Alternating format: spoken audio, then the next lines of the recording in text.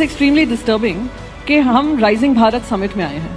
हमें बात करनी चाहिए 2047 में क्या होगा। तो 1 second please, do not interrupt. Do not. Modi ji होंगे 2047 में, 57 में, 87 में, 97 में, जो भी आपको बोलना है करिए।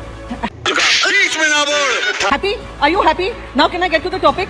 Now can I get to the topic? Okay, you are happy? देखिए 2047 में मोदी जी हमारे यहाँ हो ना हो, मगर इनके नेता इन्हीं की परिवार के होंगे। ये पार्टी अलग है। Okay Priyanka, then I come to India line. Okay, ऐसा है, आज अगर 80 लाख लोगों के पास राशन जा रहा है तो कितने उसमें से हिंदू घर हैं, कितने मुसलमान घर हैं, कितने ईसाई घर हैं, कितने उसमें जैन घर हैं, कितने उसमें सिख घर हैं जी, और कितने पारसी घर हैं? तो सभी है जो 80 लाख लोगों के पास जा रहा है। मैं चाहती हूँ 2047 की बात करें। ये कहाँ पे लेकर जाना चाह रहे हैं? 300 साल पुराना। कि 300 साल पुराना इतिहास में आप बिखरे रहिए, बटे रहिए, और हम आने वाले जो सदी है, जो आने वाले हमारे युवा पीढ़ी है, जो दूसरे देशों में जा रही है, दूसरे देशों में भी प्रताड़ित हो रही है क्योंकि अमेरिका यूएस टैरिफ्स को लेकर आ रहा है। जो अभी आई थिंक घनश्याम जी ने बात रखी थी कि स्टूडेंट बनकर गए थे यूएस में, और आज वो स्टूडेंट्स को भी